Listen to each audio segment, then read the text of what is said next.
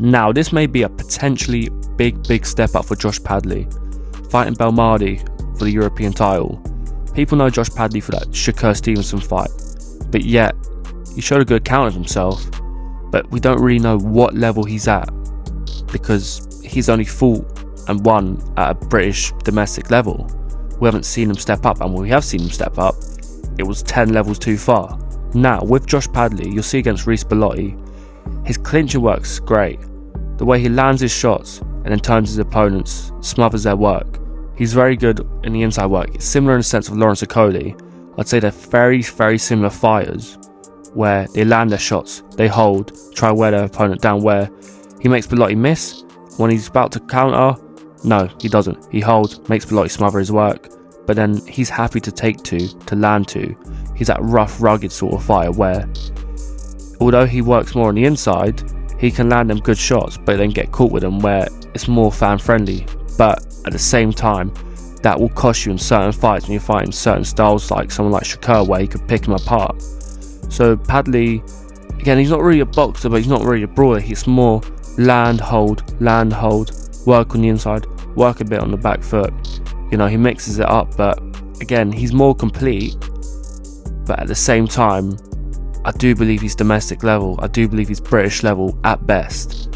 Where you see against Mark Chamberlain, he had an absolute blinder of performance. The way he broke him down bit by bit. He's more aggressive, made his shots, and then when he landed his shots, he made him smother them when Chamberlain countered back. Where you see here, great shot, but again, his shot landed first.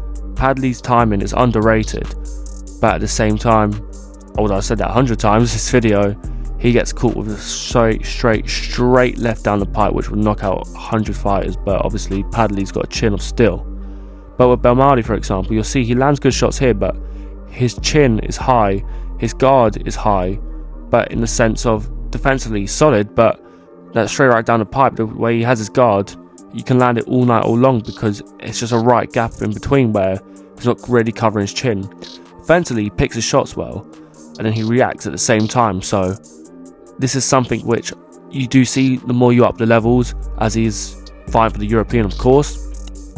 But here, this is a simple sequence which could trouble Padley, where he gets caught with a jab, but then when he's about to counter, he picks it up, but instead of countering, he moves to the right, slightly avoids the jab, where Padley, I don't think he's got that bit of technical sort of boxing brain about him, where he's like, do you know what, I'm going to fake the other side just to fake the jab and then potentially create some openings and, you know, come over on top later in the fight.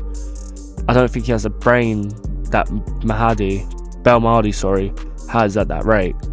So I do believe, for example, Belmedhi, he's a bit more of a boxing technician than Padley.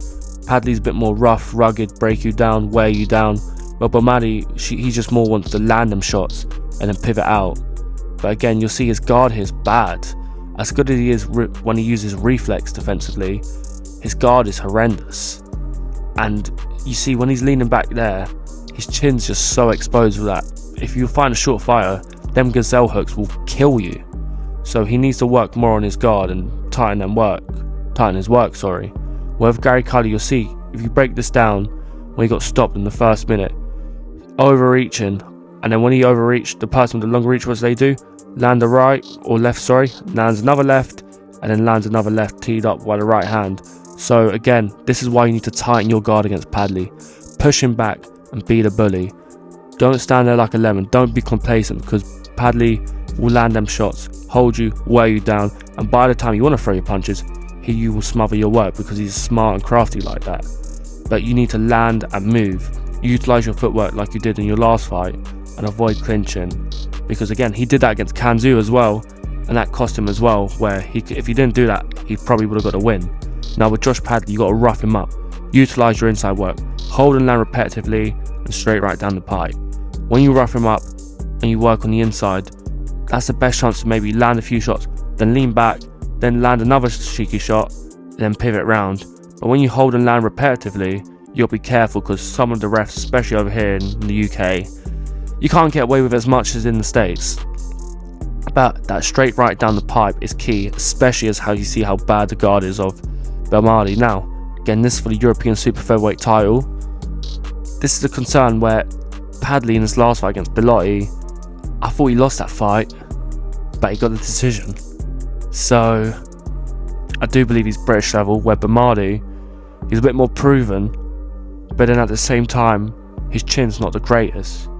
So if I'm perfectly honest, I do think it's a 50-50, but I do believe there may be a potential upset, because I do believe Padley, he's a slow domestic fighter, but I don't believe he's as great and as hyped as people think.